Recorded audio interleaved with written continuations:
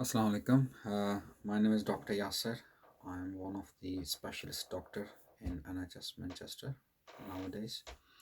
Today I'm making a video after a bit long time, and this is the month of Ramadan. First of all, happy Ramadan to who celebrate.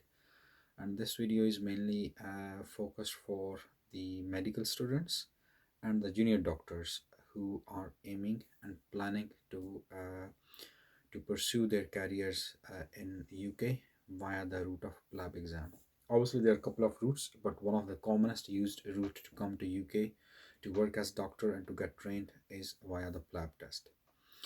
So my this video is mainly to cover a few aspects related to the PLAB exam preparation. And recently, there are a few junior doctors who contacted me and they were asking me random questions about the preparation of the PLAB, then the prospects after doing the PLAB. And then I realized that I should make a video in which I can tell few things which I have not heard or I have not read most of the time in many platforms.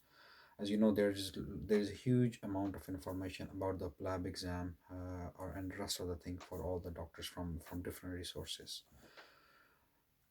I have come to UK with the same route of PLAB. I gave my PLAB exam in 2011. Obviously, the pattern of exam and the preparation has changed as compared to before. Before making this video, I was in discussion with the medical students who are based in the UK medical universities and the foundation doctors or the junior doctors who they do their house job or the foundation immediately after completing the graduation. The reason to mention this is important thing for the PLAB 1 exam. They mainly test your knowledge focused on your the medical study which you did during the 5 to 6 years at medical school, and they expect the knowledge you should be having that you will be working as a junior doctors in the hospital. That is the main objective of this exam, to check the knowledge, basic knowledge of the which you gather from the medical school, which you can apply in the uh, hospital clinical work as a junior doctor. To prepare this exam, there are three aspects which I want to cover. One is preparation from the books, one is the MCQs, and third one is some online resources. Now, in terms of book, I will recommend, if you are planning to give the PLAB exam, first of all, make your mind in the very beginning by the fourth year or at least by the final year of your medical school. Once you have make up your mind that you are going to choose the PLAB route for your long-term career, then you should start preparing from the final year or from the early days of your house job. And the best book to prepare for exam is your medical school final year books, because basic medical sciences are very much important in not only in PLAB, in all the rest of the exams. So the medical sciences subjects like physiology, your anatomy, your biochemistry, then pathology, then the medicine, pediatric, ENT, ophthalmology, the basic knowledge related to that specialty is very important to to achieve the baseline on which you can make the advanced level preparation. So medical school books, the very important, give them a quick revision before you start preparing for the PLAB exam. The second book which I can mention is about Oxford Handbook of Medical Sciences. This will cover whole the specialties within the medicine. Then you will definitely need the MCQ bank, one of the MCQ bank. To be honest, whichever suits you, the pattern of the MCQ, you can choose either. There are many in the online resources like Past Medicine, On Examination, Past Test. Choose whichever you want to choose. Like I prefer the one which with the detailed explanation, like the past medicine gave very detailed explanation to that. The third thing in preparing the exam is the online resources. Please go through GMC website, and they have given very advanced and in detail the ethical guidelines. These are very important to read through before giving the exam. And all three things which I've mentioned, especially this like ethical guidelines, these will not only help you to prepare for the exam, but they will also help you in interviews, in your day-to-day cases in the hospital, and not for even the interviews. It will also help you if you will have the strong grip of this basic knowledge, like the basic medical sciences, then the ethical guidelines.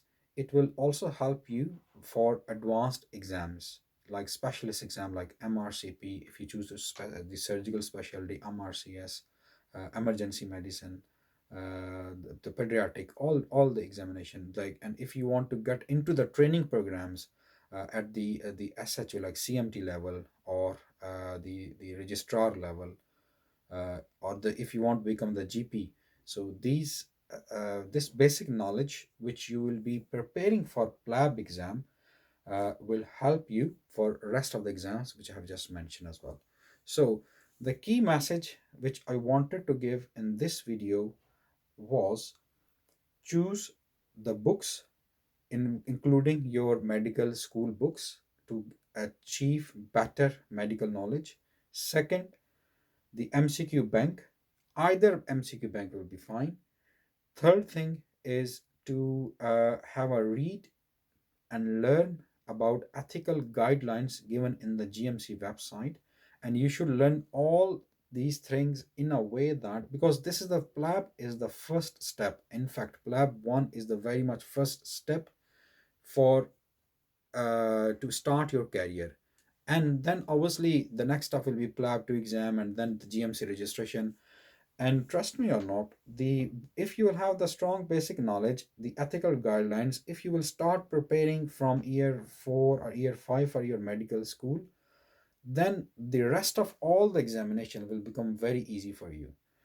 This is what we sometimes make mistake, like myself, my colleagues, we used to prepare only for that one exam, or we just need to prepare and pass the PLAB 1 exam, and then rest we'll see next time.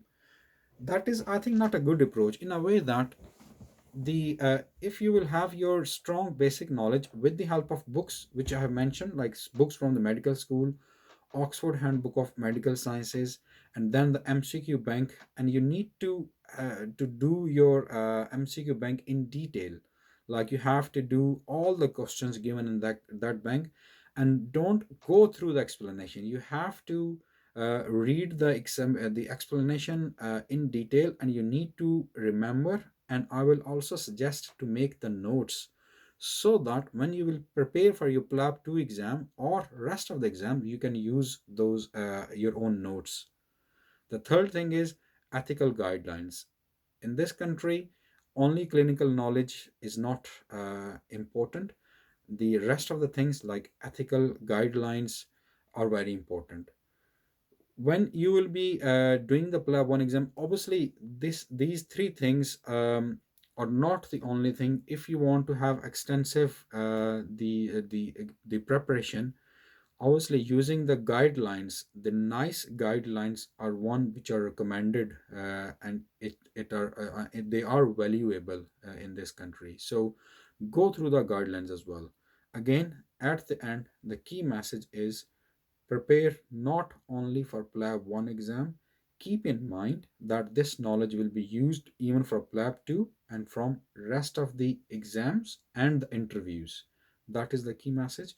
Obviously, if you have got any question related to this, we will be making more videos in which we can guide you about PLAB 2 exam, the MRCP exams, and the interviews, and how you can get into the jobs, and how can you excel in a better way in the NHS infrastructure.